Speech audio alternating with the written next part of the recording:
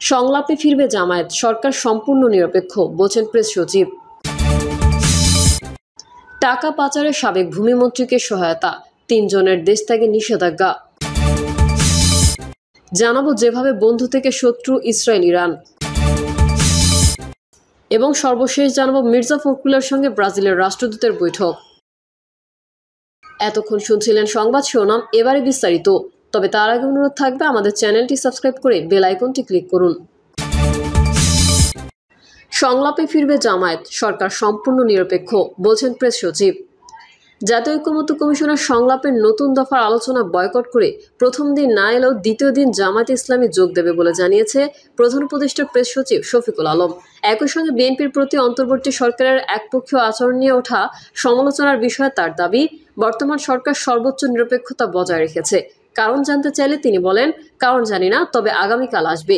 এ বিষয়ে বিকালে জানতে চাইলে জামায়াতের সহকারী সেক্রেটারি জেনারেল হামিদুর রহমান আজাদ এখনই এ বিষয়ে মন্তব্য করতে চাননি। বর্তমান অন্তর্বর্তীকালীন সরকার সম্পূর্ণ নিরপেক্ষ। জুলাই আন্দোলনে অংশগ্রহণকারী সব দল ও পক্ষকেই সরকার সমান গুরুত্ব দিচ্ছে, কাউকে আলাদা করে দেখছে না। টাকা পাচারে সাবেক ভূমিমন্ত্রীকে সহায়তা, 3 জনের দেশ থেকে নিষেধাজ্ঞা। সাবেক ভূমিমন্ত্রী সাইফুজ্জামান চৌধুরীর নামে বেনামে বিভিন্ন ব্যাংক থেকে ঋণ উত্তোলন করে বিদেশে পাচার করার সহায়তাকারী 3 জনের দেশ থেকে নিষেধাজ্ঞা আদেশ দিয়েছেন ঢাকার একটি আদালত। তারা হলেন চট্টগ্রামের উৎপল পাল, আব্দুল আজিজ ও সৈয়দ কামরুজ্জামান। মঙ্গলবার দুদকের আবেদনের প্রেক্ষিতে ঢাকা মহানগর জ্যেষ্ঠ বিশেষ জজ মোহাম্মদ জাকির হোসেন গালিব এই আদেশ দেন। দুর্নীতি দমন কমিশনের জনসংযোগ বিভাগের উপপরিচালক আক্তারুল ইসলাম এই তথ্য জানান।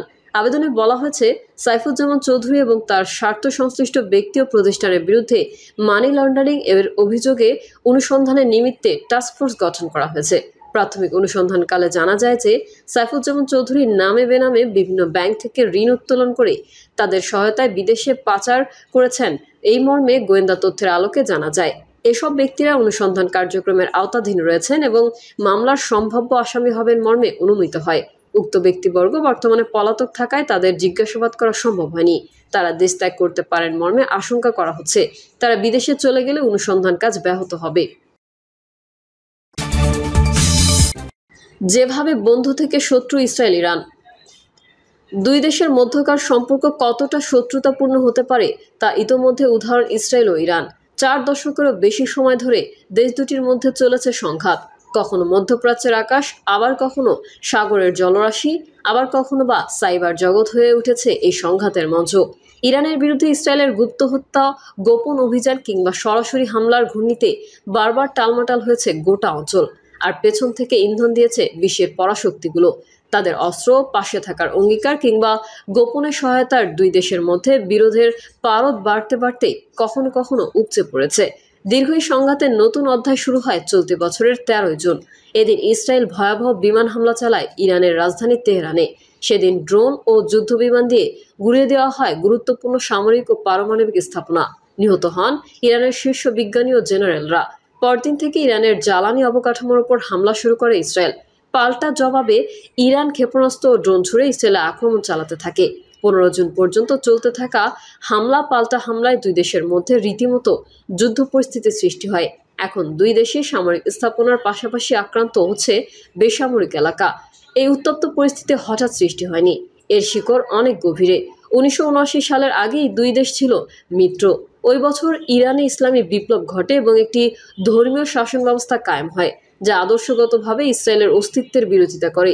এর আগে 1967 সালে আমেরিকার অ্যাটমস ফর পিস কর্মসূচির অধীনে ইরান তেহরান রিসার্চ রিয়েক্টরের মালিকানা নেয়। ইসলামী বিপ্লবের পর তৎকালীন শাসক শাহ মোহাম্মদ রেজা পাহলভি দেশ ছেড়ে পালান।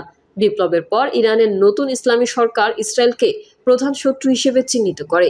একই সময়ে বিপ্লবীরা মার্কিন দূতাবাস দখল করে এবং 444 দিনের জিম্মি সংকটের সূচনা হয়। তখন ইরানের পারমাণবিক কর্মসূচি আন্তর্জাতিক চাপের মুখে স্থির হয়ে পড়ে। এরপর 1982 সালে ইসরায়েল লেবাননে আগ্রাসন চালালে ইরানের নতুন শাসক গোষ্ঠী লেবাননের শিয়াদের নিয়ে হিজবুল্লাহ গঠনে সহায়তা করে। অর্থ প্রশিক্ষণ দিয়ে তারা ওই সশস্ত্র গোষ্ঠীকে শক্তিশালী করে তোলে। এছাড়া ইরান গাজায় হামাস, ইয়েমেনের হুতি বিদ্রোহী এবং ইরাক ও সিরিয়ায় আরও কিছু সশস্ত্র গোষ্ঠীকে অর্থায়ন করে থাকে, যা মার্কিন পররাষ্ট্র দপ্তরের দাবি। 2002 সালের আগস্টে পশ্চিমা গোয়েন্দা সংস্থা ও ইরানি বিরোধী দলগুলোর তথ্য ফাঁসের মাধ্যমে নাতানজের গোপন পারমাণবিক সমৃদ্ধিকরণ কেন্দ্রের অস্তিত্ব প্রকাশ পায়। এরপর 2003 সালে ব্রিটেন, ফ্রান্স ও জার্মানি ইরানের সঙ্গে আলোচনায় বসে এবং অক্টোবর মাসে ইরান ইউরেনিয়াম সমৃদ্ধকরণ কার্যক্রম স্থগিত করে। 2006 সালের ফেব্রুয়ারিতে মাহমুদ আহমাদিনেজাদ প্রেসিডেন্ট হওয়ার পর ইরান আবার ইউরেনিয়াম সমৃদ্ধকরণ শুরু করে এবং ইউরোপীয় দেশগুলো আলোচনায় থেকে সরে দাঁড়ায়। 2009 সালের নির্বাচনে আহমাদিনেজাদ পুনরায় নির্বাচিত হন, যা গ্রিন মুভমেন্ট আন্দোলনের জন্ম দেয়। একই বছরের অক্টোবরে ওমানের মাধ্যমে যুক্তরাষ্ট্র ও ইরান গোপনে বার্তা আদান-প্রদান শুরু করে। এরপর 2010 সালে ইরানের সেন্ট্রিফিউজ ধ্বংসকারী সাকসনেট ভাইরাস আবিষ্কৃত হয়, যা যুক্তরাষ্ট্র ও ইসরায়েলের যৌথ উদ্যোগে তৈরি বলে ধারণা করা হয়। 2015 সালের 14 জুলাই ইরান ও বিশ্ব শক্তিগুলো একটি চুক্তিতে পৌঁছান যাতে ইরান ইউরেনিয়াম সমৃদ্ধকরণ সীমিত করার বিনিময়ে আন্তর্জাতিক নিষেধাজ্ঞা প্রত্যাহার করে। কিন্তু 2018 সালে ইসরায়েলের প্রধানমন্ত্রী নেতানিয়াহু দাবি করেন তারা প্রমাণ পেয়েছেন যে ইরান 2015 সালের চুক্তির আগেও তাদের পারমাণবিক কর্মসূচি গোপন রেখেছিল। এই বছরেই মার্কিন প্রেসিডেন্ট ডোনাল্ড ট্রাম্প একতরফাভাবে ওই চুক্তি থেকে সরে যায়।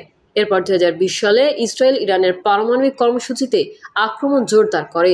2020 সালের জুলাইয়ে নাতানজের একটি সেন্ট্রিফিউজ উৎপাদন প্ল্যান্টে বিস্ফোরণ ঘটে, যার জন্য ইরান ইসরায়েলকে দায়ী করে।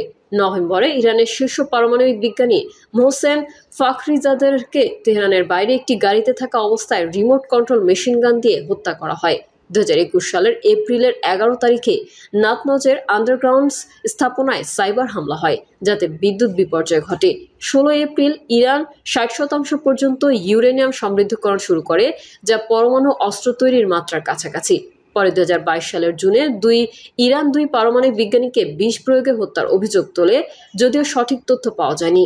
মধ্যপ্রাচ্য যুদ্ধ পরিস্থিতি আরও উত্তপ্ত হয় 2023 সালের 7 অক্টোবর, যখন ফিলিস্তিনের সশস্ত্র প্রতিরোধে আন্দোলন হামাস ইসরায়েলে হামলা চালিয়ে 1200 জনকে হত্যা করে এবং 250 জনকে জিম্মি করে। ইরান হামাসকে সমর্থন জানায়। 2024 সালের 14 ফেব্রুয়ারি ইসরায়েল ইরানের একটি প্রাকৃতিক গ্যাস পাইপলাইনে হামলা চালায়। এরপরে 1 এপ্রিল ইসরায়েল সিরিয়ার দামেস্কে ইরানের কনসুলেটে বিমান হামলা চালিয়ে 16 জনকে হত্যা করে, যাদের মধ্যে 2 ইরানি জেনারেলও ছিলেন। এর প্রতিশোধে 14 এপ্রিল ইরান ইসরায়েলে 300টির বেশি ক্ষেপণাস্ত্র ও ড্রোন ছোড়ে, যদিও যুক্তরাষ্ট্রের নেতৃত্বাধীন জোটের সহায়তায় বেশিরভাগ রুখে দেওয়া হয়। 19 এপ্রিল ইসরায়েল ইরানের ইস্পাহানের বিমানবন্দরের কাছে একটি বিমান প্রতিরক্ষা স্থাপনাকে লক্ষ্য করে হামলা চালায়। 31 জুলাই ইসরায়েলের বিমান হামলায় তেহরান সফররত হামাস নেতা ইসমাইল হানিয়ে নিহত হন। এরপর 27 সেপ্টেম্বর ইসরায়েল হিজবুল্লাহ নেতা হাসান নাসরাল্লাহকে হত্যা করে।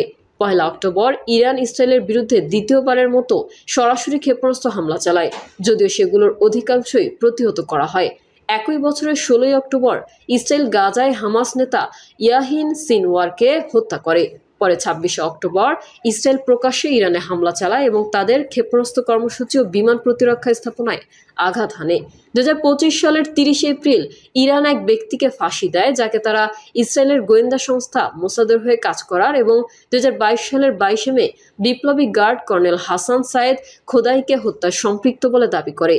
পরমাণু অস্ত্র তৈরির সন্দেহ থেকে 2025 সালের 13 জুন ইসরায়েল ইরানের উপর পারমাণবিক ও সামরিক কাঠামোর উপর ব্যাপক বিমান হামলা চালায়। আগে থেকে চোরাপথে পাঠানো ড্রোন ব্যবহার করে শীর্ষ জেনারেল ও বিজ্ঞানীদের হত্যা করে। 14 জুন ইসরায়েল ইরানের জ্বালানি খাতকে লক্ষ্য করে হামলা আরও বাড়ায়, আর এর পাল্টা জবাবে ইরান থেকে ক্ষেপণাস্ত্র ও ড্রোন হামলা চলতে থাকে। 15 জুন তৃতীয় দিনের মতো ইসরায়েল ইরান জুড়ে বিমান হামলা চালায় এবং হুমকি দেয় আরও বড় হামলার। এদিন কিছু ইরানি ক্ষেপণাস্ত্র ইসরায়েলি প্রতিরক্ষা পেরিয়ে দেশের কেন্দ্রস্থলে আঘাত হানে। ইসরায়েলের এই আগ্রাসনের প্রেক্ষাপটে ওমানে ইরান ও যুক্তরাষ্ট্রের মধ্যে নির্ধারিত পারমাণবিক আলোচনা বাতিল হয়ে যায়। 16 জুন ইসরায়েল ইরানের রাষ্ট্রীয় টেলিভিশন ভবনে হামলা চালায়, এতে অনেক কর্মী নিহত ও আহত হন। ইসরায়েলের দাবি করে ভবনটি সামরিক কাজে ব্যবহার হচ্ছিল। হামলার খবর ছড়িয়ে পড়ার পর তেহরানের অনেক বাসিন্দা শহর ছেড়ে চলে যেতে থাকেন। 17 জুনও টানা 5ম দিনের মতো এই হামলা চলছে। প্রিয় দর্শক, এই ছিল এখনকার সর্বশেষ সংবাদ। আপডেট সংবাদ পেতে চ্যানেলটি সাবস্ক্রাইব করে বেল আইকনটি ক্লিক করুন। কমেন্টে আপনার মতামত জানিয়ে আমাদের সাথেই থাকুন। ধন্যবাদ সবাইকে। আল্লাহ হাফেজ।